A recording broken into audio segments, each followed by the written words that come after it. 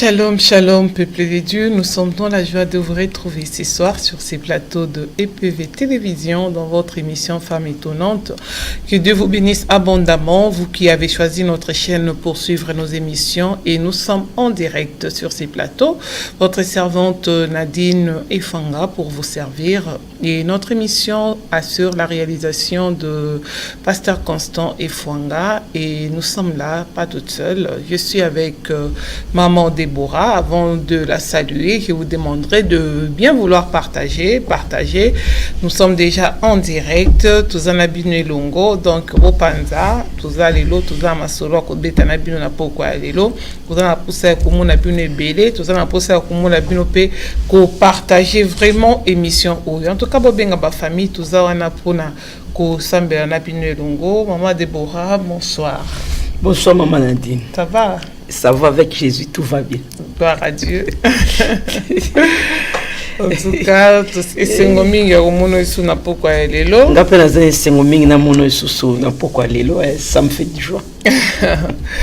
D'accord, donc biso na bino, donc tozo bondela. Amen. On a banda émission na biso. Amen. Salut pasteur. Shalom pasteur Sikozali. Shalom na ba salanzambe nyonso tu oyo balandaka biso de loin comme de près. Shalom na bana nzambe nyonso bisika bozali nzamba zwa lokumu mbula sika makambo ya sika na kacha bomwe na biso na sali prière ya ouverture poto bande mission na biso. Nzambe na likolo papa ozali nzambe malamu tolobi susu merci une fois de plus pour la grâce.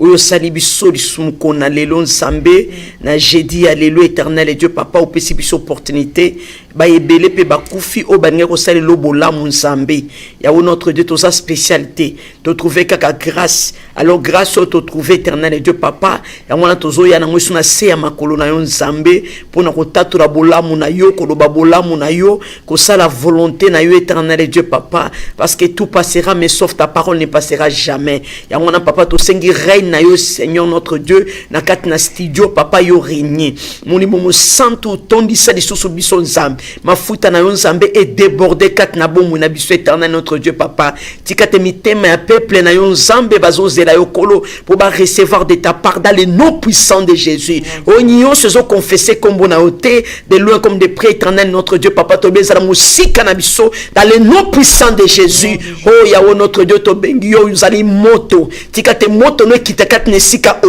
na banda kunyoso tout Seigneur obazolanda biso de loin comme de près éternel et Dieu papa na kombo na Yesu Masiya makila na yo nzambe e ganga ezala signe protection pour na biso éternel et Dieu paix ya délivrance na kombo na Yesu Masiya totatole longa tolobi bongo amen Amen. Kolo Yesu Masiya azwa lokumu Amen. Maman Déborah. akumba manaye oya nzambe malamu to bandimbula sika toza na thème na biso to lobela eti prête. Amen. Est-ce que vous allez prête pour un changement, vous êtes prête pour la lipamboli, vous êtes prête pour la délivrance. Maman a dit non, pas ton sous baluka délivrance mais vous êtes prête. Ah bon? Ah mais oui. Le cas de délivrance ça prête. Mais bazar ba ngobele mais nané mobimbo to découvrir en ouais. To découvrir ango pona koloba ki omoni mutu mususu ozoluka nzambe mais oza no prêter na posa nzambe na posa nzambe mais oza prêter donc tu n'es pas prête il y a komona pe munena nzamba ngo na kati ya bomwe na yo c'est très important omoni biso surtout biso bana na nzambe et puis biso ba congolais ndenge za boy to zoluka o ezali nzamba sala na kati ya bomwe na biso mais on dirait tozali na kati ya kidiba tozali na kati ya kidiba nzamba bimeli biso mais akuti biso na kati ya kidiba donc o tozolo bana munoko na biso mais na mitema na biso tozalaki vraiment prêté quoi ya kosala nini ya koyamba ye mais nzoka sasali nini asali ye la kibiso tozwa bible na biso na kati ya mukanda ya Matthieu 25 na pesi shalom na mama Enisa sikoza shalom nzamba lola pambola yo shalom na ba femme étonnante nyonso sika bozali amen Amen. Matthieu 25 combien? Oui, to bandi otangi verset 1 verset 1 à 2 totangi na 3 Matthieu 25 1 Alors le royaume de cieux sera semblable à 10 vierges qui, ayant pris leurs lampes, allèrent à la rencontre de l'époux. 5 d'entre elles étaient folles et 5 sages. Les folles, en prenant leurs lampes, ne prirent point d'huile avec elles. Amen. Sukananwana. Amen. Bible zolo banabiso bokonzi ya likolo. Parce que balobi na biso liboso to lukana bokonzi ya likolo ti. Ndeza très important. Parce que okoko lukano mbongo zwi mbongo mais ozangi pe bokonzi ya likolo. Oluki pe oyo ezali ni libala mais ozangi bokonzi ya likolo. Oluki pe élévation mais ozangi bokonzi ya likolo. Donc bokonzi ya likolo ezali très important pour na biso bana na Nzambe. Nde loko ya solo oyo kolo akokai ko tika bokonzi. Atiki trône akiti na se poka asala nini asala biso toza mokolo lelo po to kota na kati ya bokonzi ya likolo. Et c'est ça mission munene oyoyo Nzambe na biso azalaki nango po na biso yango wana. Tomoni Bible zo talisa biso na kati ya mukanda ya Matthieu Bible zo bana biso ke bokonzi ya likolo ezali donc babina biso ke alors le royaume du ciel et le royaume du ciel sera semblable comme les 10 vierges. Batalisi biso parmi les 10 vierges bazaki batu oyoyo bapesaki bango lampe pona nini pona rencontre époux.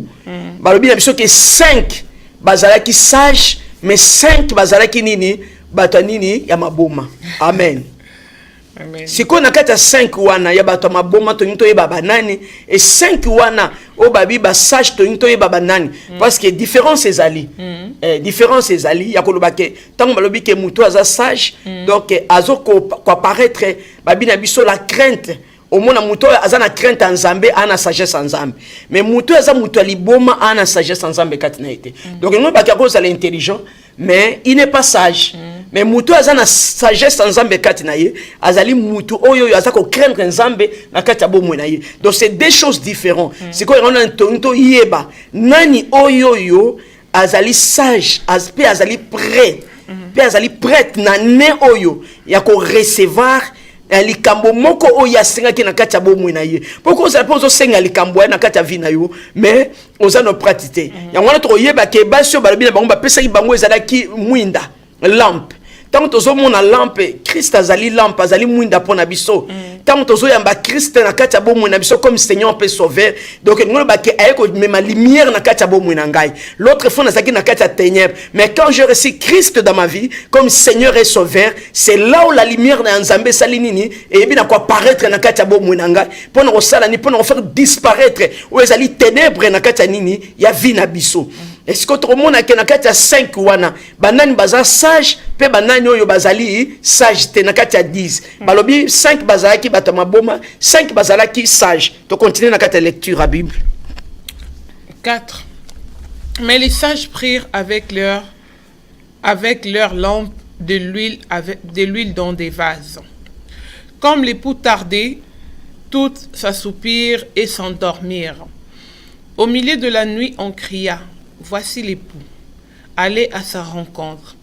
Alors toutes ces vierges se réveillèrent et préparèrent leurs lampes. Les folles dirent aux sages: donnez-nous de votre huile, car nos lampes s'éteignent. Les sages répondirent: non, il n'y en aura pas assez pour nous et pour vous. Allez plutôt chez ceux qui en vendent et achetez-en pour vous. Pendant qu'elles allaient en acheter, l'époux arriva. Celles qui étaient prêtes entrèrent avec lui dans la salle de noces et la porte fut fermée. Amen. Sukawana. Amen. Amen. Bible ezotali sabiso ke bapesi bango oyo ezalaki nini ezalaki mwinda. Mwinda po fonctionner malamu esengeli nini? Pétrole ezalakati. Oui. Parce que pétrole ezalakati te moyen mwinda esala ni fonctionner malamu ezalité. Eza nde moto zomona pe lampe ndenge ezali boy. Po éclairer biso ndenge tozali boy esengeli courant ezalati. Parce que courant ezalité elingo ba ke mwinda pe osala nini eropelate tozala nini na kati ya nini ya molili. Et Bible ezotalisa biso ke tant bapesi bango bazaki na kozela bazaki na tente ya kozela o ezalaki nini pardon mobali époux oto bengi Jésus l'homme de Galilée. Tant bamoni 5 wana bamoni ke époux ngozo sala nini aza ko umela ndeni nazo umela boy mais msusu wana basala ki nini bazala ko veiller likolo ya nini ya époux. Donc to bazo ba ke babande ko veiller do baza ko veiller na kati ya prière kati na bango babande ko veiller na kati ya ba jeûne kati na bango babande ko veiller na kati ya nini ya parole en Nzambe kati na bango parce que bayeba kiteke akoya na l'air nini bayeba kite parce que yebi ke so za na mobali kati na yo oza na fiancé kati na yo akoya biso teke na oya pe herbe ete alinga pesa lo surprise alinga sa lo surprise pour yeba position nezali ndenge nini wana tango akala mama Deborah natango akala natango lelo pezalite oyebi teke bayeba mwasi pe malamu ndenge za bona tongo na mekilo to ngi wa surprise te fo yebisanga kozoya oyebi ko yebisa pe lere nyo za malamu te moyebi ba preposition mutone ozala te ba surprise pe za malamu ba surprise za malamu ba surprise pe sala kitoko pe sa gesengo bible zo talisa biso ke ba oyo bazaki na kata distraction kati na bango babi azo umela est-ce que akoya yate mais bayeba kite ke akoya na air nini bayeba kite obi mama dandini obi ngo yeso oya e ozala ka makambo nde tozo tanga na kati ya bible e ozala ndenge wana e kozala kaka boye bato bozala kati ya kidiba mususu okute na wenze mais aza pe pratique kan ndenge na ndenge wana enlèvement ye mais écoutez, mais pour mon na kati église, on dit que yo zo mata me ya tikali. Me ya tikali ndeni na anjo ya ko zo yebiso abi me yebiso ke ye asana ngai. Bible zo tali sabiso ke ba 5 wana bazaki na distraction atamukete. Oyebi mutu azo zela lipamboli azra mutu azana kati ya distraction te kati na ye bana Nzambe. Azana distraction te. Oyebi ndeto ya na kati église ko. Oyebi sana bato ebele bazana distraction. Ayene na église mazana distraction kati na ye azotala bo mama na dinde ni boye atala kuna bo bo ndenge ni nyango bo nani bakombo l'église te pasteur nano ayete babongisi na bakiti te mais c'est la distraction te po mutoyo oya yebi bien ke na ye ko luka Nzambe wana oya pesinga promesse mais na yebi nene ko se réaliser te na yebi nene na ko visiter ngai te lemso Nzambe alingaki ke na ya tongo pona sala nini nganene na kokombola ata ba protocole ba kombola lemso mukolo wana ndezalaki mukolo na ngai na sa ni na ya na kombola pon Nzambe sana nini a visiter ngai eza bongo yobika ngana zala nga protocole te na kende église mbamba mpona nini zoka mukolo na ezalaki mukolo na yo mais yo ndo sali nini o comprendre te bible lobi na biso ke ba 5 wana babane ko veiller likola nini yepu na kacha mwinda na bango mafuta ezalaki pétrole ezalaki mais wana misusu wana bazaki na distraction elingi ko bake babi malibanda mabe bakende kuna mabe bazon entre temps baninga msala bazot bazako intercéder babi tozela kaka ye bazaki na présence en Nzambe bazaki libanda en Nzambe te mais bazaki toujours na kata présence en Nzambe bazako intercéder parce que bayeba kite ke époux roya nini bayeba kite mais bazaki toujours prêt à royamba nini o ezeli nini époux ezane ndengwana eza ko mobala sali surprise aye na l'habité on a imba kite ke oya héros yo mais mikosi makamna émission ya mikosi za ndenge mokote pour les gens ko libérer na musala avant aye mais vous m'appelez téléphone Nicolo faut non faut ça kozo ya mais non bon téléphone musala na onine mais so bazaki na tempo ya ninyo yo mais so charge silaki todo attend wa antiquité te charge silaki non charge silaki non so charge silaki ngo ba ke biloko moko ta ya pembeni fo ezala il faut ça monter que baso barataki makam kati na bango pona ndenge wana parce que époux royeba na été yo royeba te ya ernité alors les 5 là bazala iko veiller na o ezalaki makamunyo na bomwe na bango baza ko veiller na conduite na bango baza ko veiller na comportement na bango baza ko veiller baza ko percer na Nzambe na kati nini ya intégrité kati na bango alors muto aza ko percer na Nzambe na kati intégrité aza muto aza na distraction te aza mutu aza ko veili kola be critère ya Nzambe ayebi ke Nzambe wana o ya lobela ngai na yebi ndenge nini te to moni koko na biso Abraham bane ko veili na promesse na ye azo veili kolo nango pa ayeba kiti ndenge nini ekoyela ye te mais lokola Nzambe ayebiseke ke Abraham na lingi lisusu autant la liboso na ngana kata nini ya intégrité déjà on se comprendre nzamba sa lobelo ndenge wana parce que yebine na koyela yote l'air nzamba yaka pona Abraham est-ce que Abraham yebeke mukolone za mukolona nga ayeba kité ma vanda ki na tante na ye amoni batu bazole kana sali nini atelemi akena rencontre na bango pona nini parce que zaki mutu oyoyo azaki abane ko veiller likola nini ya bénédiction na ye et puis le bible soute que bato mutu abenga ki Abraham terre mais Abraham nde mutu atelemaki akena rencontre ya oya nini ya époux yende mutu atelemaki akena rencontre époux et puis azu époux asali nini akotisie na kati ya nini ya lopangu na ye et c'est ça mutu yo mwinda na ye eza tangu nyo surtout na pétrole.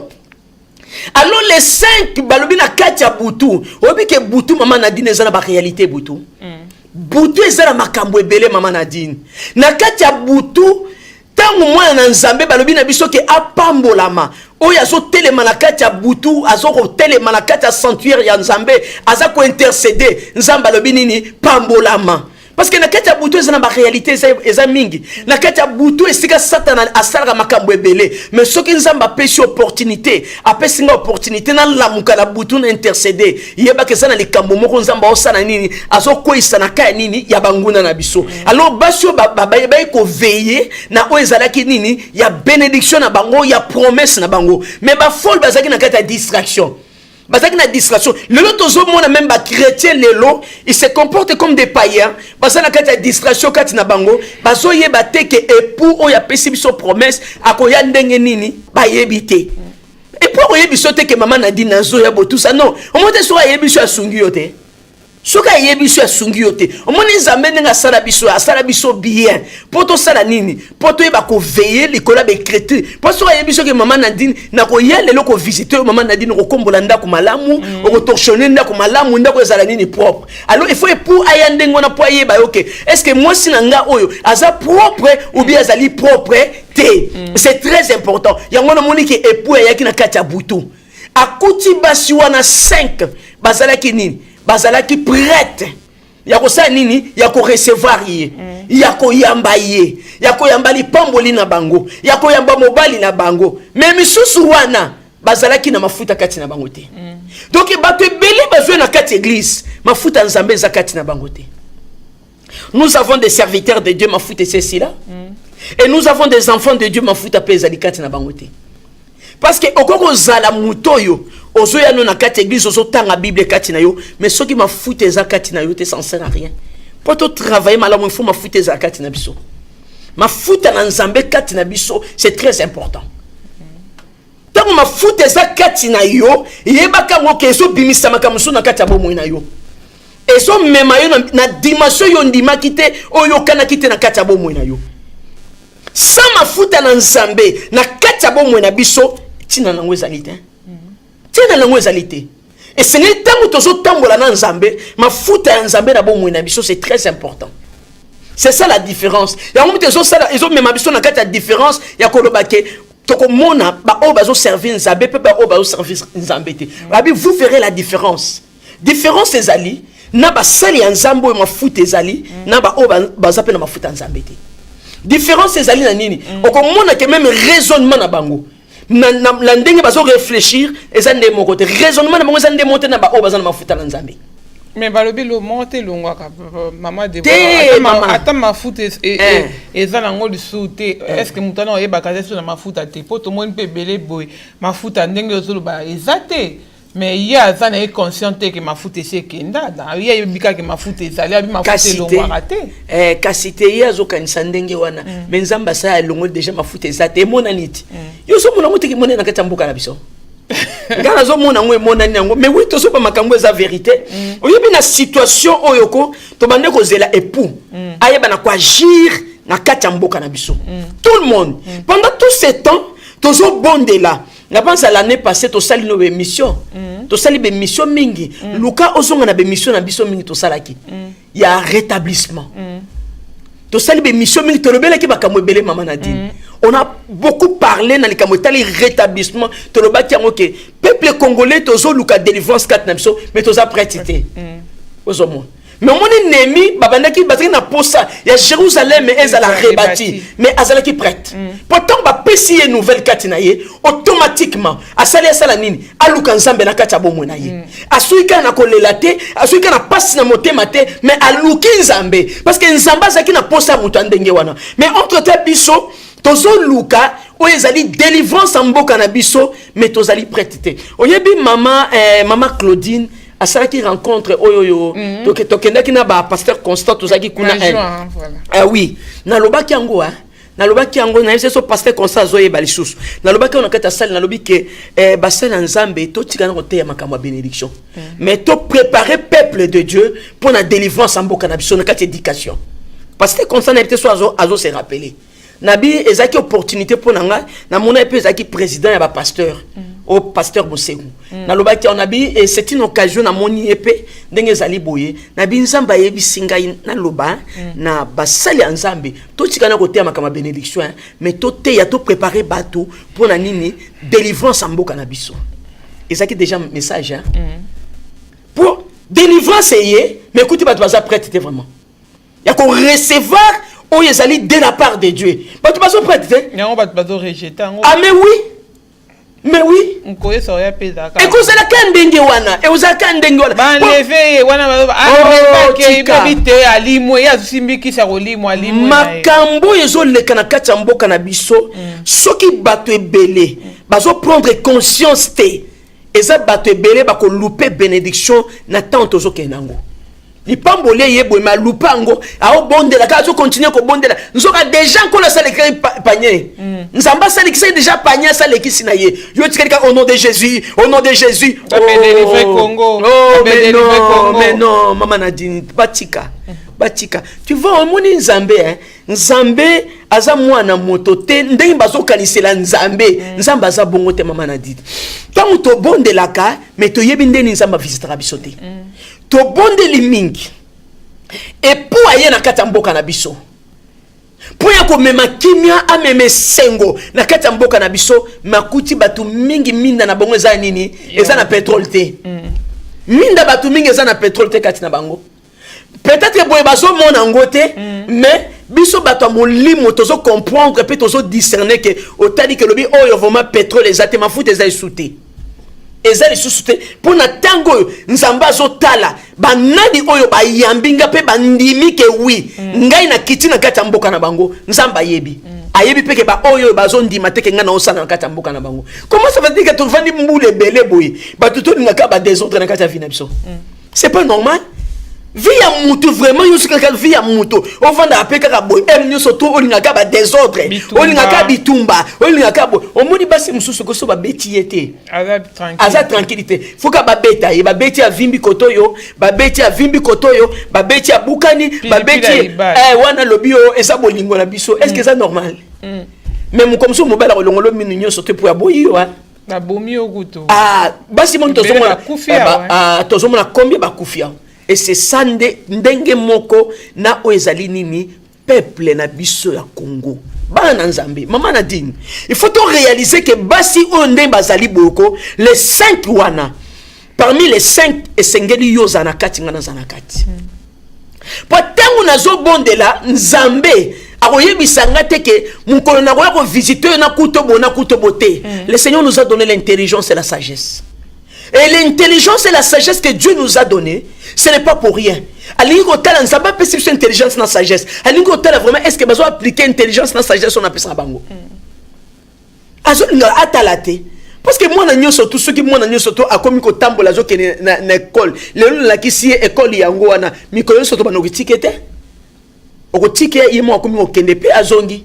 Lobi ko mpo pese fongola ke soko yepo sani ofongola nini porte. Et ça ndengwana. So bande ko liese lobi ko no liese été. Comment ça fait-il que biso to ke no kolate?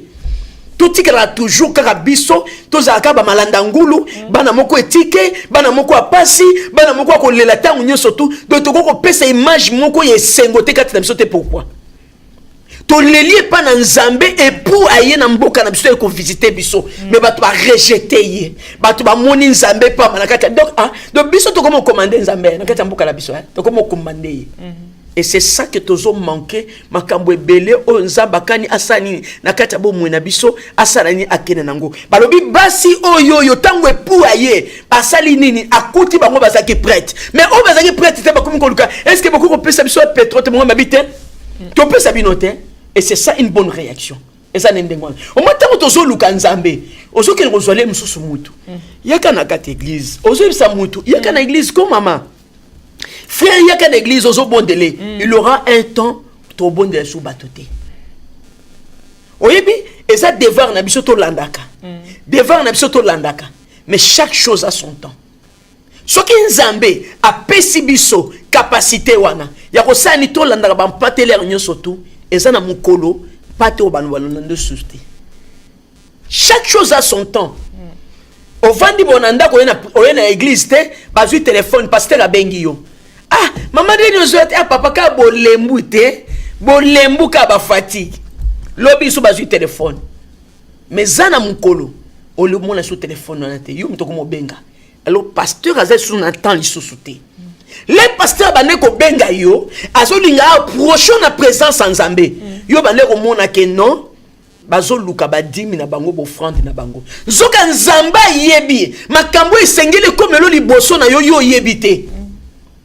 Mais pour atana nini, alongolo na kati ya makambo na po ekuta yote, azo tindika mosali na zo bake benga ye, la musaye, telemisa ye. Yo mutozo sala nini, ozo lingate. Ah bazo landa kaka bo, bazo landa bo. Omoni ezana minito batu bandima kiteke, mboka na biso Congo.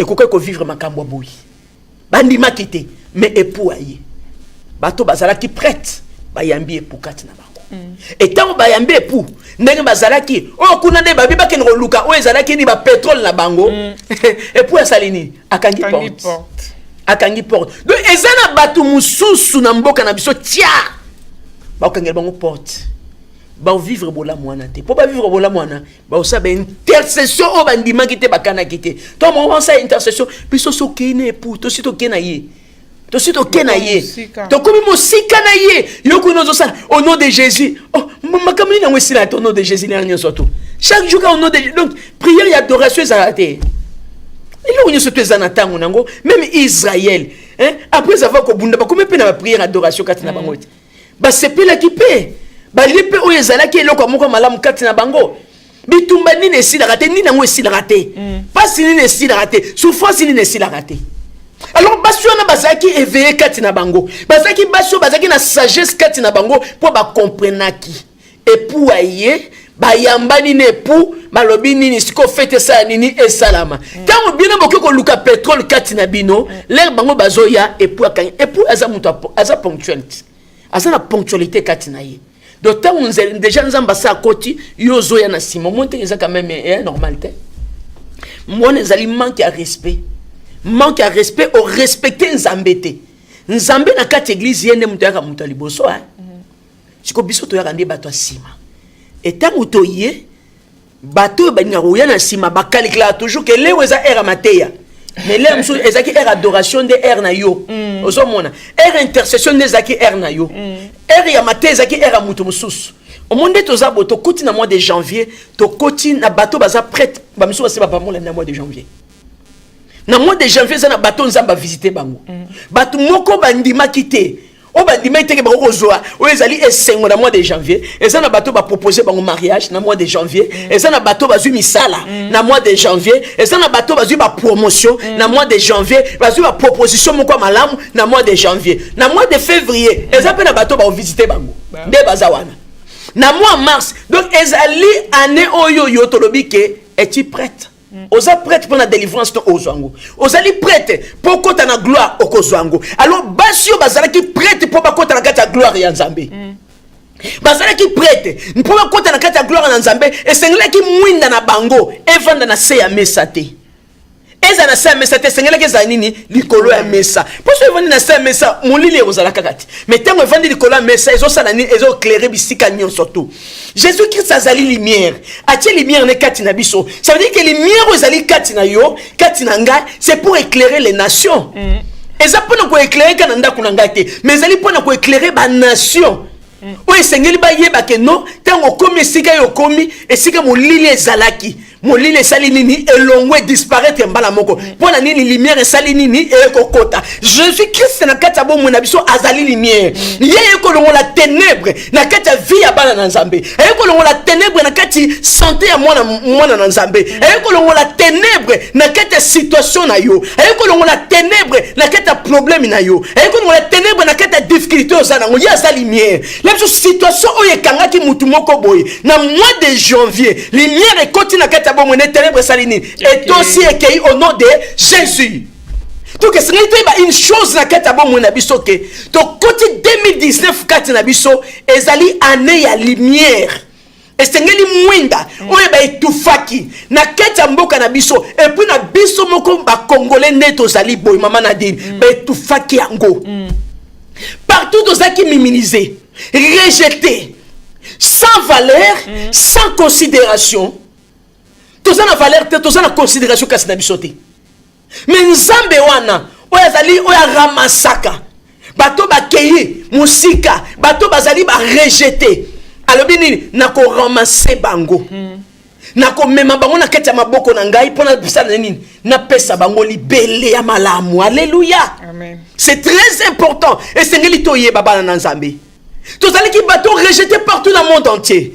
Considération ezalité mais ce qui les lois Nzambe anani ko pesa biso considération bana Nzambe webi que délivrance mboka na biso combien de bateaux oyo Nzambe ko sepelisa combien ya bateaux oyo ba bengi ezala mobile ezala mwasi combien de Congolais oyo bazali maltraités partout dans le monde entier mais Nzambe wana lumière ozaki na kati na biso ba étouffer yango na monde entier ba étouffer ba lingi teke éclairage étoile loyo eza ko ngenga na kati ya Kongo ba lingi te engenga mais tangu ye moko epuaye akiti ali ko ngengisa yo pe ngengisa nga pourquoi tu rejeter ye pourquoi tu rejeter ye mais non et c'est tout se révolter kati na biso maman et c'est ngelo obi mutuko soki yo moko comprendre te na kati ya bomwe na yo oboya ke ndenge bazo rejeter tango nyoso to comprendre ngo te maman Nadine otika la kandenge wana oui otika la kandenge wana pour ceux qui peuple congolais à comprendre que tozali tango nyoso to humilier tango nyoso to sans considération so ba monika moi c'est congolaise boye azana valeur te moi si moko bulumbu ezali banda moi si moko sans valeur moi si moko ba betaka batika ke mutaka la libanda mibali basaka na kana ye et tout ça ba mona mobali congolais ba betaye balie kaye na bani na bambua kati na mais non biso to koninga ngona te mama Nadine o mo bato so bazolo ba makambo yo po ba vivre te ngana zaki na ngola na moni ndenge ni ba nyokoli biso na moni yango po bato so bazolo ba po ba souffrance ezaka mais oui mais ngana moni yango ndenge ni ba nyokoli biso ndenge ba considérer biso te ba zu biso na valeur te yebisa ngai mais faut conscience na biso ça là non faut conscience na biso ça là. Et si ko ba nyoko libatu bande ko nozo mona na misu na yo boy on ni baka ba nyoko la biso mais non yango na baki ke même na za na kati ya mboka wana na bisa ki Seigneur na ko garder o ezali intégrité na ngai na ko garder alliance na ngana yo jamais ndo sakana na ngai te ke opona o bola boy tunga langa ni mettre non na boya kango na kati ya vina nga obi makamsu mama Nadine faut boya ngona kati ya vina yo il faut boya soki biso moko to boyi likambo te na kati ya bomwe na biso yebaka ngoke ba ko continuer toujours ko maltraiter biso toujours mabe na o ezali nini partout dans le monde entier le moment est venu et pour ayer na kati ya mboka na biso il faut to yambaye malamu il faut to yambaye malamu kati na biso ya ko sepela ko lobake aye ko longola biso salité aye ko sokola biso aye ko éclairer biso les choses pour na hôtel sake oui yende mutazani ni mobali ya malamu soki mobali ya malamu asimbi yote ala kiso na miso batu te yo komonana te atoza kitoko esingani mobali sani a présenter yo et c'est ça que Nzambe na biso aye pour kolongola biso soni ou elata biso on voyager boy on sa la valeur te mais non babelo monsieur zali toko accepter ngote tous se distraire pour y peuple congolais to longo la distraction kati na biso Satan a lingeli biso kaka tozala kaka na kati ya nini ya humiliation tango nyonso tu ba humiliaka biso tozana considération te basala nzamba ba congolais basana considération te kati na bango bana na nzambe basana considération te kati na bango partout na domaine nyonso tozana considération te mais ce qui yo moko se considérer te yebisanga ba continuer ko sakana yo diplôme na biso dans la considération et mais non même passeport ça peut la considération te donc partout tous en considération te mais tango epu aye ali ko pesa biso considération zero ko mona ndeni basi ba uzoma bala zero ko mona ndeni ba ko envier biso ba ko ya ko luka biso ba bando ko bondela biso boye ngana zana ko ndima kati nanga nazana ko ndima parce que epu asaye akutaki déjà mwinda na ngai eza nini eza ya kongengeza ki obomana te 24 eza ki opela et puis na yambi na bi et pour merci parce que yé ko sala nini o ko longola biso eza nini soni o esa nini vanda ki kati na biso bambula na bambula to ko continuer te na kati ya humiliation te mboka salité mboka bosoto makambo nyonso tu mabe eza ta kitoko te tozo comprendre te tozo lingaka to sala ni tozaka na molili mais ba pesi biso ezali nini lampe ba pesi biso eza pena mafuta na kati yebisangai okozwa lampe no tsheli kola mesa te ese aka kuna amen non toko continuer ndenge wana te nzamba pesi biso ba capacité nyonso nde tozana ngobo apesi biso makambo nyonso tune apesi biso mayele apesi biso nyonso to apesi biso mais c'est à nous de travailler pour épouiller ça nini asepela et puis on sait la karaté non asala nini ala non c'est pas ça nzamba zana parna ye biso tozana parna biso basi wana o bazali 5 o bazaki sa joana pourquoi babane ko veiller nzamba tikela ki bango surtout 10 mais pourquoi 5 on ba comprendre que intelligence on nzamba pesi biso c'est pas pour rien to sale lango kati na biso pour ça to sale lango kati na biso tozo distraire mais tozo en retard tous en retard kati na biso donc esengeli to comprendre une chose na kati ya bomo na biso ou ezali moment oyo ya koloba ke non nzambe na lola oyo bandi sala nini o continuer nango po bato bazababeli banda nzambe ezali nini ezali kufa mais kati na ye ezali nini ezali bomoyi basi wana bazaki kati ya nzambe les 5 fois wana babana ko mona bango na kati église mais basaki na bango bato yo nini tolko ba chrétien charnel tu sais que chrétien charnel ayaka na ye awuti na ye ko bina na ye ndombolo na ye aye na ye na église ayabi au moins na ye wana na ba kuiti ne wana tout ça lobby master monique lobby vraiment azaki vraiment bien si mon ndé moi ko lobate aye na futa okokate yo kasi mutu ndenge wana tango enlèvement yi okende ok te bana obiko tozo sakana na nzambe po to yebi nzamba na ndeni omemela makamu na etan enlèvement te tozo sakana nzambe po to moni lelo nzambe akomi loko surtout biso ba congolais ko to mona nzambe loko moninga na biso nzamba za moninga na biso te maman nzamba za moninga na biso te donc il faut to comprendre une chose moni peuple à Israël abandé ko luka délivrance délivrance yaki azaki prête te pour ceux qui azaki prête ba ko murmurer te na o ezaki na déserté bakoke ko murmurer te pour nzamba ça qui d'abord déjà pas et tant nzamba sen na bango pas le deuxième pas bazala ki patience kati na bango et c'est la même chose na biso ozo c'est la même chose na biso nzamba sen na biso première pas mais toza pressé mais nzamba ngo na bitinda na biso kako sailanga boye mais ba demande nzamba o senga biso c'est to répondre nango mais to to commander nzambe. Mais non, maman Nadine. Donc, c'est ce comprendre peuple congolais. C'est ce comprendre Katina Bisso. Nous avons besoin de parler na biso, nous avons parler na biso. Tangue pour ayaki, ba cheki balobi basi wana, bazalaki na will, bazalaki na oezaki na lampe Katina bango. Babande ko veiller likola mwinda. Mwinde sani ebomana te. Mais ba o mususu, mwinda la bango ebomana ki pe mafuta salaki nini ezalaki te. Alors ba rataki bénédiction katina bango kozala loko ba o wana 5 wana te mais zala o ba 5 o baza sage katina bango o ba yebaka même soki nzamba pesingai 5 € na pambola nzambe na kati bomo ina ngai c'est très important Bible zotali sabiso ke basi wana ba trouvaki grâce na présence nzambe pona ko yamba nkolo kola surprendre bango pendant la nuit au temps où yo lali nzamba za ko nzamba zo sana zo préparer bénédiction na yo parce que yebi ndene tonga kotana te yoka si butu se zandenge moko batu boni bakufi na kati ya butu mama na dina lali boyo akeke pelibela tongo etani boye atikali lisusu te bayeko la musena tongo boye azati susu te nzoka sasali nini asa mekendela ki na ye mais mutu tuzaki na zaki en bonne santé au monde te même l'hôpital malade ya makasi na butu bozaki na mutu boke tale bopesi mu Kongo boye mais mutu na tikali na butu asali nini abeli makasi akufi boye na tongo boye bayebisi mu mutu na sakufaki. Donc ça veut dire que c'est ngeli to comprendre ba na Nzambe butu nyonso zandenge moko te.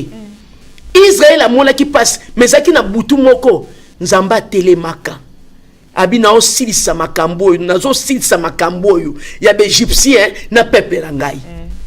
Mais bayebaka te ke zaki butu wana ezaki butu a démonstration ya Nzambe. To bande ko lala tozo lamuka toyebaki te tozo bondela toyebaki te et pour surprendre bisoko à se prendre biso na nemo ko kolobate chilumbai à se prendre biso na ndenge moko kolobate donc à surtout musi biso boye donc bato na kata ki diba kati na bango mais oui to komi na janvier makile tangite makambo sala ngote sikoyo peuple ye moko abitika na tangisa makila peuple ye moko alobi no tika na tangisa makila entre temps Nzamba boy makile sani etanga na mboka na biso siko peuple ye moko oyo bana koloba makile tangate siko azo luka asani atangisa makila est-ce que vous trouvez ça normal et ça normal te maman nati. Donc c'est to comprendre babi celui qui s'approche dans la présence de Dieu croit que c'est un Dieu qui existe. Parce qu'on s'approche dans la présence de l'Éternel mais on ne croit pas que l'Éternel existe. Tout mengi bazo s'approcher na présence sans Nzambe bazo ndimate que Nzambe aza coexister parce que ce qui existe sans Nzambe zali babi rien n'est impossible dans la présence de Dieu. Tout est possible à celui qui croit. Ça veut dire que ate lokwango eza ya kotengama elongo na Nzambe osani ako redressango biso toza ya kotengama kati na biso mais toza na kondima que le moment est venu Nzambe azo redresser biso azo redresser mboka na biso azo rebati mboka na biso que le diable a linga te lo les a polele po na biso et puis ça y est na rencontre na ye basi na ye o bazala ki prête na mwinda weza na mafuta basi basali nini ba yambiye tango yozo zele pour au mona sur époute et puis ça y est déjà asa kangene ba porte na ye asa yebi ke non ndenge zali boy ba o basi ba yambi ngai ba o bandimi ke oui ndenge se sali bona sina kiti na kati ya mboko yo Nzamba yebi peu oyo bato ba moni ke Nzambe na salite bango batikela kati kidiba mais nous on est en train de partir tozo ke na Nzambe tozo sur une intercession to changer le lenga ba intercession kati na biso tozo ka na intercession moko na moko te to kene ba étape musu ba intercession otozanango c'est très important. Quand nous ambassadons les kamuna kati vie à moto et Seigneur le changer intercession et ça quoi anaye na présence en Nzambe Nzamba lobi na Eli lobi loba li loba moko tango azonga komeka Nzambe na Seigneur merci parce que so pesinga nini mabota kati na ngai Nzambe na Seigneur merci asali nini ayeko mona nini zemi kati na ye samona mona na ata sali nini amona nini pourquoi anazala qui prête ya ko recevoir de la part de Dieu et tant mutoza prête na kati ya bomona yo panier c'est le kanaki et le kanango panier na mboka na biso oli batuto ya ba panier batu ba sala ni basa la distraction mais aucun abrasabilité chasse ba violente bazali na ba violent bazali vraiment ko to zui yango vraiment to ndimi ke oui Nzambe obimate to kangi Nzambe loko na Jacob akangaki Nzambe alobi avant yo déplacer ne sika il faut pambola biso so pamboli biso to kenete Nzambe tozo simbe butu na moi soko rétablir mboka na biso te Nzambe yo kobimate to kangi yo ndenge ezali bo to kangi yo bato bazo comprendre te biso to kangi Nzambe wana to bi ako déplacer te ce qui a lingo sa biso to kangiye so le bon non ndenge ezali bo moni bande ko na mino kuna babonga Nzambe so ba boye biso to kangiyo pour Abraham intercédaki intercédaki ataka yemo ko bale ko intercéder bi mais sur ba juste baza kuna 50 ti albi ti na intercession na Nzamba salini ayokaki donc niko ba ke même ceux qui 5 juste baza ko intercéder pour que Nzamba bimana na mboka na biso te avant na mboka na biso a rétablir mboka na biso Nzamba na osala occuper master que sur l'église est tonnée Nzamba occupé non c'est pas ça et ça bon te maman a dit église c'est que vous allez tondi nango mais Nzamba zana na petite église te azana été combien des églises est tondi mais arche za ya Satan nzamba zate mais sika bato baza 10 wana nde sika gloire ya nzambe sali nini ezali na minute nzamba zotala te ke polo moto ambato te nzambe parmi les 7000 na ye otoza na kati ya Congo te fléchir te liboso balte nzamba zo yoka biso na likambo etali rétablissement mboka na biso parce que tozali prête to yambiye ndenge ezali boto kangie le kwa Jacob akangaki ye ako déplacer te soki asisi musana na kati ya mboka na biso te toza ko kangaye. Ya maman Deborah bi ke soki mutado se pela pe na lipamboli te na mutu wana ta ozape lipamboli ezali na mutu wana te. Mais c'est tout à fait normal. Mais na lobi bato yo oyo bandimeli Jésus te comme Seigneur peut sauver te. Yo kasi bakota na bokonza lekolo. Non. Bakota te. C'est tout à fait normal. Basi wana oyo ba 5 fois wana babande ko mona ko Yesu azana ko moninga na bango non. Batika la kité. Porte kangama kité. C'est bon, je vous disais jamais connu. Ayebisi bango ndenge wana. Ah, mingi pe kozaka ndenge wana. Ce n'est pas dit aller à l'église ndo okota na bokonza likolo. Non, ne te trompe pas maman Nadine. Kotoko sana liboma te azaka nzambe wana kala wana nele loto zana ye. Ba ebele ba ko sutu kandenge zalibo ba sutu ki Christ ye enlèvement kei yo tikali ngape na tikali bona bu. Biso to sito matina nzambe. Ah, batikali kala to sito sali pa na nzambe. Tant bien yo sabe intercession zo sana ngwana biso suto dongwe na ba étape intercession wana to continue intercession mususu 4e guerre mondiale nzo maman Nadine non maman Nadine bana bazo souffrir na mboka na biso souffrance ezali mutu ya oyo vraiment za na compassion kati na ye pona pe omoni bato musu bazo lia ba beefsteak wa bazo lia ba frites azane bien a omela ne miliki azali na ye bien kati na ye mayebi souffrance te oyo ezali na ba fond ba village te ayebi angote preuve la pour que batu boni basali ba association maman Nadine bakamati ba biloko na basali na ba commerce kuna soit disant des hommes de Dieu soit disant des servants de Dieu mais ba jui ba biloko association et bon batanga bazana mawa yebi sanga batu ndenge wana vraiment bazana mawa ba jui ONG azoraleka ba dome comment non yebi bango basakala basé belé maman Nadine to yebi bango basé belé lola pesa linini et yebi bango maman Nadine lole yebi bango bazali ebele oyo bazalaki bazana poto awa basali ba ONG ndenge zali boyo association bona boy bakamati basengi bambongo bakamati basengi babiloko basali nini bakenango balakisi kaka film mukie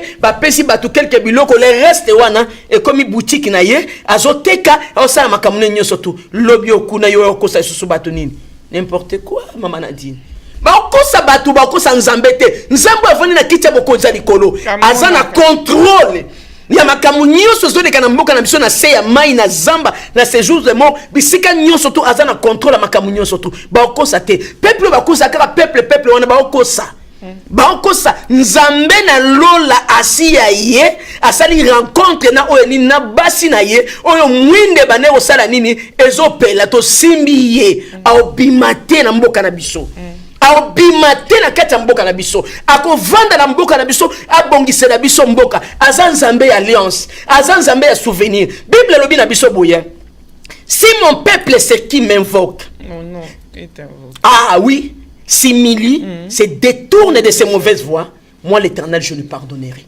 mais on a demandé pardon ni yango esila ate lisumu ninyo balimbisa ate nzamba sa limbisi biso à répondre biso on a tous sur la tête comme peut to intercéder makamusus katina biso il y a beaucoup des erreurs na ba serviteurs de Dieu o bango basali basengi bambongo basali ba ONG bakena ngokuna ba edete nenge senga ba edete na biloko bango basenga kite basali conscient makambo to loba basali conscient katina ngo ndenge ezali boy bapesi bango mbongo basali pe na bamoko kati na bango ndenge ezali boy basali makamu na intérêt na bango moko mais basali makamu pour intérêt peuple te ba okosa te maman Nadine on peut mentir un homme mais on peut pas mentir à notre Dieu jamais.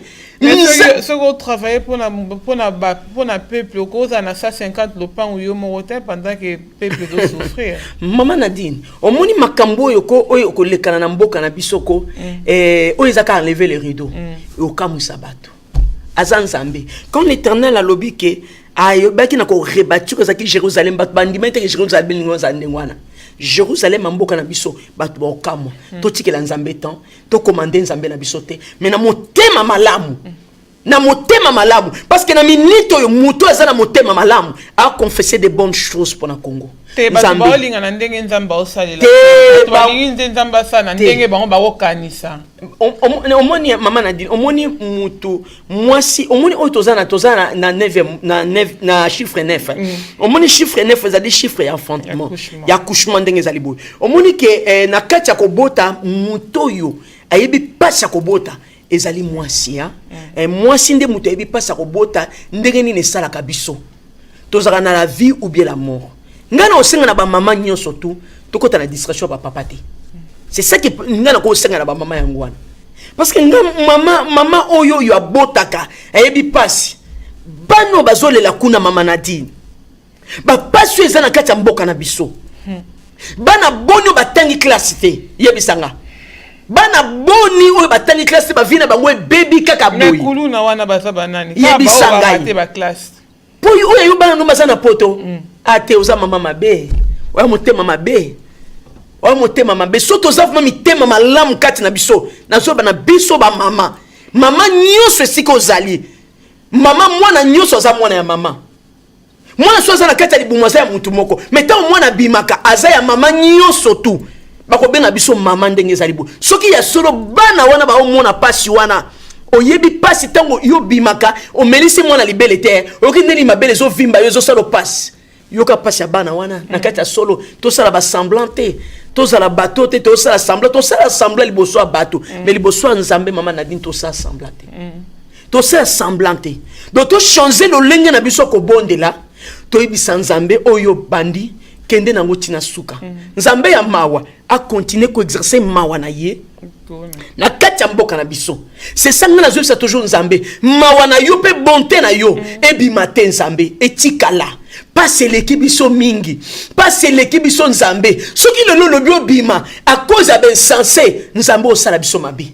Mais tala Nzambe b'intègre, tala ba juste bazana sama kolona yo Nzambe, mona biso Nzambe. Ko bimate Nzambe vanda Nzambe to lingi yo biso to zondima yo bina biso ska ami bale misato. Attention batu misato Nzambe bandimi ke yo za Nzambe zo sala elio ba okende te parce que za bible za maloba na yo eza ndenge wana et c'est ça. Donc c'est to comprendre na kati ya bomo na biso ke époux asayaki asa kitaki na kati ya mboka na biso bato minda na bango ezalaki polele ba mutu ba yambi époux ba mutu ba monier mais bato yo o babimaki bakene oluka pétrole ndenge ezali bo barate époux bakoti sute bakoti lisusu te ndenge ezali wana. Donc nous bake mutu nyoso tu soki mwinda na yo ezalaki na pétrole elingi kolobaki osali rencontre na époux soki mwinda na yo ezalaki so na pétrole te oso raté ya sali ni tia kangi porte. Donc tanga kangi porte alors zela ye na tour mususu 2023 zela na tour mususu mais faut ça la keba faut ça la pe keba mama Nadine o monde ezali bo moso Nzamba bandi maka omoni ba David tango Nzamba bandi maka muna bo mwina bango omonte ke batikali b'intègre tina kufa na bango et donc que génération na ye etikali jamais ko souffrir te ndenge ezali boy génération na ye ezaki génération oyo Nzamba tiaki oyo ezaki trône na ye royauté na ye ba sepeli bana 19 ans bazu royauté kati na bango bana 25 ans bazu royauté 27 ans tout ça pour la nini David atika obiso Nzamba oselo makamwa malamu mama Nadine kangama na Nzambe kangama na Nzambe ko boya Nzambe te kanga so Nzamba oselo makamwa malamu linga Nzambe yibisa Nzambe tonsa bolingono na kati na ngai na lingo bana nanga balinga yo bana nanga balinga yo ngezali botobi malibanda na yo te to vivre bolamu na yo to tika na sama kolona yo yango no moni batika laki na temps David mutu akota royauté azalité ye mokoti na suka a coiffé tous les 12 tribus de Juda a coiffé à maîtriser yango mwana ne pas tika la vandi na kimia kati na ye esa ndengwa donc Nzambe na biso lelo ndenge ezali boko to linga Nzambe to tia Nzambe na centre ya makamunyo surtout azala na vase mon côté ndenge za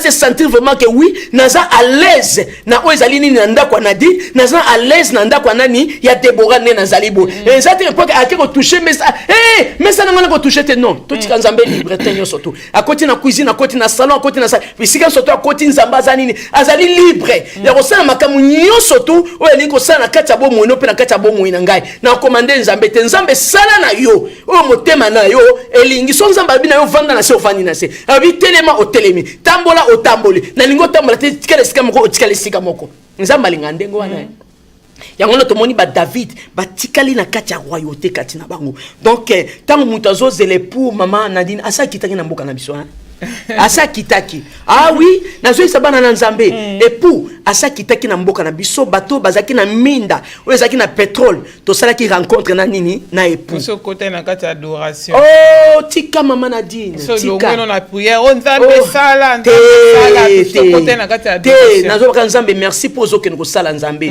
merci nzambe pour zo ba obi bato mususu ko bazui consolation nalandi papa moko alobi ah tozaki lokola bane tike babomi biso na Brazza baboma biso na Angola baboma biso na Rwanda bona bo tozaki atela mutu moko te oya ko sala nini à défendre biso te tu sais que ça m'a fait mal hein Nathalie Bonabi oui tu sais que ceux qui bana moi naza orphelin de père moi ko oye bango ezalité ozo mona bana na ba santaka que soit que peut-être na classe amoni baninga ne ba ko zo bango pa papa na bango mais amoni ya zo a 6 classe azo kende ye moko papa ye ko zo été ni maman ye ko zo été douleur wana oye bango kaka ceux qui pour l'étape wana alors douleur ya pas sur biso to uti o le kana nango donc mutu moko ya ko yebisa biso te donc ceux qui yo moko o comprendre que la wuti ko zala mwana moko etike mwana moko abandonné kati na ngai donc ozo tambola bozo mona ndeni ba obeta ndeko na yo na ngola mama Nadine na vivant makambo na ndeni bazo beta biso eza muto beta linga lisolo te entrer na ngana kati ngola na zo mona comment bazo nyata bazo beta biso Zaire se fait da peau de merde na tangisa ma misu na lela e bon yo ko yebisa ngai tika mama Nadine nzamba lola po esa na batu ba viva pasi na biso na libanda mboka te ba viva pasi na biso te po mutu mso azolo ba makambo ko a vivre pasi na biso te mais ngana vivre makambo na misu na ngai na vivre yango comment bazo maltraiter biso libanda alors mutu ko loba teke to vanda ne to vanda kana pasi na pasi na pasi okeka na Afrique na Europe pe bazonyo ko la biso oh mama bazonyo ko mama kasi na Europe mama Nadine tozo kanisa ngo za paradis mais za paradis te tozo souffrir omoni ba mindele ebele ba yaka exil bango nde bakomi ba combattant lelo mama Nadine oyebite ke kala mingi te ba mindele olandi vidéo moko te ke ba mindele ba osenga biso pardon na tindelu yango te non tindelu yango bazolela ba anglais baleki ba allemand baleki ba fukami bazolela limbisa biso mabe to sali ba africain na kati église moko boy ba osenga bolimbisi nanu basengi bolimbisi te mama ba osenga bolimbisi chaque chose en son temps ah oui to nyokwa mingi mais il est un temps pour souffrir mais il est un temps pour se réjouir avec l'Éternel. Totika la carte na kata lamentation te kolela non c'est pas ça. Jusqu'à quand ma souffrance Seigneur. David a donné la meilleure mot pas obima. Ah mais oui, c'est très important. Maman Nadine, to nzambe alola ko to sekati awa. To seka. To bandi déjà au sekate. Non moni le loko mokote mais moni elongia bato sali nini échanger. On se comprend. Bah toi mon até mais tout la vidéo. Tu sens vraiment que l'ongi abattu sali nini et l'ongi quand même souci moko. Bah toi comme que l'ongi mité mabe katina bango mais on sentir quand même que non nzambe mu pepe nzambe le kana kati mboka na biso. Et l'ongi quand même battu l'ongi bazaki nango ya kanda et l'ongi moko méchant katina bango tout ça. Mais até ya muke wana mama Nadine bon to sepelate. Ngai mwi nazaki na lampe na ngai mama Nadine nazaki na mwinda tangu nkolo asali makamba ye na mboka na biso nga mwinde zaki polele na yambaki epu na yambiye na bi Seigneur merci makambo yo sala mutako sala ngote et c'est ça voilà maman Déborah to komi na presque na suka jusqu'à des 1 minute on a aussi cette émission na biso amoni kupenda makambo ya olobeza ese belé hein ese belé on ba jeudi foyaka bon tu es biko comme musika na reine mais bon tout ça la nini donc so ça na temps ya koya kolobela il faut toya parce que ça makambo belé tout ça ko évoluer makambo belé vraiment ya ko bakisa pe ya ko sunga pena surtout na kati ya mangomba na biso hein hypocrisie za makasi il faut vraiment comme en 2019 faut pas tout mingi basa prier aux bénédiction parce qu'il y a encore de l'hypocrisie na kati mitema bato mais oyebi ki bako rater maman Nadine tu sais l'hypocrisie c'est la sorcellerie nazo bango à haute voix et basa na nzambe nyonso tout bayebi très bien l'hypocrisie c'est la sorcellerie au moni Jida Jida a fait pourquoi c'est la sorcellerie azaki pembeni na nkolo kolo ayebaki bien kaza ndoki apesi pe responsabilité ya finance kati na ye apesaki opportunité ya kosala ni abongwama mais loko alingai kobongwama te ya monaki ateki nkolo amoni yango lokola ki vantar kati na ye maliaki mpe mbongo wana te akufa te nkolo atalisaki ke yo kovanda pembeni na badisciple aboye te tu vois que bato na kati église naloba yango toujours naloba yango toujours na bana na nzambe vie ya hypocrisie ezali vie ya sorcellerie mutu aza hypocrite kati na ye c'est un sorcier eza semence ya sorcellerie bato oyo basala nzambe ne bazabo o bazana domaine ya o ezali ya spiritualité kati na bango domaine da délivrance makambo na olo baba yebi yango na kati ya délivrance to lo bango très bien que mutu ko zala hypocrite te faut zala clair kati na yo ce que moni yango na moni nzambe afungolaki mabele obi bato mosusu ko ba vivre kanate na mboka na biso oh bazé belé maman Nadine ne t'en fait hein ne t'inquiète bazé belé il vit hypocrisie. Ah mais non. Omonande Congo so bongate. Te soza na hypocrisie kati na yo, yeba ngo ke vivre ngo te. Pourquoi ko vivre te na kati hypocrisie te nzamba osa makambu yo za hypocrite kati na yo. Mais non. Mais non, yango moni nzamba kangela ki bato na porte. Basi mitano na kangela ki bango porte. Mitano wana mona bango ke ba marchaki elongo ndenge moko bazaki ba hypocrite te. Nzamba faut écarter ba hypocrite. Kati na biso kasi motema mabe wana pe toza na yango to umeni na désert hein to ça yango to umeni na désert to ça dit quand même 18 ans na moto to lingaki te donc nzamba imposa ki biso ye te imposa ki biso pour enseigner pe biso na kabele oui kasi tu vas dans la désert ah mais oui et c'est ça mais le lorsque tu comprendre mais éviter bato belé ba comprendre te que na kati ya désert nzamba ngeki ko enseigner biso pour bana ko ta biso na monde à gloire na kati ya monde à gloire ko ta te so ja enseignement kati na yote mais so koti na kati ya gloire oza bien enseigner oza la poser yango na moni toza année toza poser sur kati na biso parce que surtout to koti déjà na kati ya monde anini ya gloire kati na biso alors monde à gloire ko ganga pa mate faut za la poser kati na yo pose inspiration malam ko ute pa na nzambe po pour bateau bandima qui va rétablir Jérusalem yeba ko ke bazaki poser mais batobi jana basambara bazaki projeter bazaki va agiter quatre moments bazaki poser te bazaki agiter tota la bango tota bon biso za poser toi poser maman toi ça poser ko nous sommes parmi les serviteurs de Dieu on zamba ko citer ndenge zalibo pour na ko rétablir pour na ko corriger bateau basali ba dégâts na kata mboka na biso d'accord maman amen amen to comme na souka vraiment so rosaka liboneli pona to clôturer bana nsambe siko zali nzamba pambola bino bisika bozali tozaki na mwinda kati na biso ayo eba ko zanga pétrole te na kati ya mwinda na yo mwinda na yo yebaka ko garder ngo bien conserver ngo malam bako isango pete ekufa te yango toki no sambela tozol bana nzambe na biso merci parce que nzambe o salinga lumière ya année oyo kakate na komi lumière ya oyo ezali ya ba nation kati na ngai pourtant nzamba kitaki ayebisi Jacob alobine ke Jacob eza susu Jacob to komi Israël atikala Israël titango akufaki e monisama ki azaki Israël yango toki ngo pambola e pa na nzambe pona ngo bake nzambe merci nzambe visiter biso to tomboli mingongo Seigneur notre Dieu papa tozali reconnaissant ya notre Dieu papa to boy ko zala ben grand éternel Dieu na kati mboka na biso ya koloba ke nzambe o abandonner biso te nzambe ozali nzambe yo kiti ozana kati mboka na biso po je ne vous abandonnerai jamais je ne vous laisserai jamais ce qui lobi okuno tika ki biso olingi ko tala biso éternel Dieu marche na biso zaki ndeni kolorangai mais ozali nzambe etango yeba to bazali prêt éternel Dieu papa yawo notre Dieu mwinda yawo notre Dieu papa zaki na kati na mafuta yawo notre Dieu pona ko yamba yo yawo notre Dieu papa ozali nzambe malamu toloba na yo nini papa tangu yo ye bato bazo mona te me biso tozo mona yo parce que yo zali lumière tangu yo kitaka nzambe to moni Pierre azaki na kati ya prison yawo notre Dieu na kati ya molili mais tangu kitaki Bible na biso que lumière saki ni e frappaki mbala moko Pierre sika zala ka sala kini alamukaki a comprendre que éternel Dieu que oui ba eko visiter ngai ndesiko bimisa ki Pierre na kati ya nini ya prison nzambe oh Seigneur notre Dieu papa merci yo za lumière na kati ya mboka na biso Seigneur Seigneur. On sait qu'on éclairer Congo mobimba nzambe. Est-ce que surtout ba mona ki ténèbres nzambe, ténèbres zo longwa,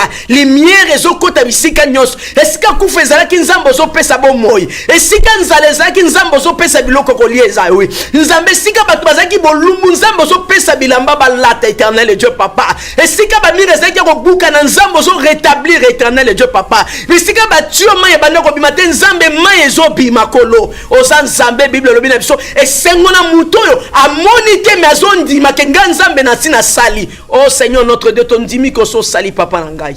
So ton dimi te ngolo ba ke oza nzambe te. Ton dimi ke papa so sali pe okosala au-delà entendement na biso nzambe. Ya wana to tomboli sungwende na yo to bi kumbama na yo. Et régner les sous. Pesa intelligence pe na sagesse na baton nzambe. Oyo sisité pour na ko rétablir. O ezali mboka ya Congo éternel Dieu papa. Toza na posa intelligence na yo, toza na posa sagesse dans un domaine nyonso. Eza na domaine politique, eza na domaine spirituel éternel Dieu papa. Eza na domaine social, eza na domaine physique éternel Dieu papa. Oh Yahweh, eza na domaine financier éternel Dieu papa. Toza na posa ya sagesse na yo nzambe e ba na ko sala la quête ya bomoy. Ya peuple congolais nyonso de loin comme de près dans les noms puissants de Jésus-Christ de Nazareth. Yahweh notre Dieu, Pambola éternel Dieu, Moussali na yoskaza na régie éternel Dieu. Pambola na mamanadine, Pambola batu nyonso, oh balanda ki biso de loin comme de près éternel Dieu. Pambola basala nzambe nyonso nzambe, oh tozon dima, tozon katola ke rétablissement za la katamboka na biso éternel Dieu papa. Oh Yahweh, le but c'est soutenir éternel Dieu les uns les autres éternel Dieu papa. Tika te nzambe, okamu salisu su biso, Yahweh notre Dieu, to tika na sujet adoration, to longo la kata sujet éternel Dieu la matation dans le nom de Jésus. Que ton règne vienne Jésus et que ta volonté soit faite au nom puissant de Jésus-Christ de Nazareth. Tota tole longa peto sele bénédiction na biso ya Congo na nguya makila na yo. Merci pour na ba anjo bazali partout na mboka na biso éternel Dieu na ba frontière. Seigneur to yebi que présence na yo ezali eza échec total ya monde des ténèbres. Eza échec total ya ba projet mabe parce que tu es un projet de bonheur pour notre pays non de malheur éternel Dieu papa. Que ton règne vienne et que ta volonté soit faite au nom de Jésus-Christ de Nazareth. Bongo. Amen. Amen, amen, amen. Merci. Amen, merci, amen, amen. Merci pour na moment oyo, merci pe na bino bande konyoso bolanda ki biso, ozo ki ton na bino bo pesa ki biso yango pour na to partager moment oyo pe message oyo na bandi to kokutana na émission oyo so kindamba dingi na mikoleza koya tika ete nzambaza na bino o na mabota na bino et puis ndamba Pambola pasteur Constant oyo accorda ki biso sous quelques minutes pour tout cas aussi cette émission oyo. Merci beaucoup na régie pe, merci na ba équipe na biso EPV télévision surtout bino bato bozo soutenir EPV télévision bo continuer ko soutenir bo ça n'a pété ko s'abonner à la chaîne na biso YouTube vraiment ba message na biso sur na Facebook pour ba pe ko partager yango nzambe aza na bino en tout cas to komona na biso na kati na émission oyo vraiment année au faut éducation côté soubia. Amen. C'est très important pour ça année à rétablissement nzamba Pambola bino surtout ba femme étonnante Nzamba Pambola bino. Amen. Tous les hommes de Dieu au bazab intègre Nzamba Pambola bino. Amen, amen, amen. Allez, au revoir.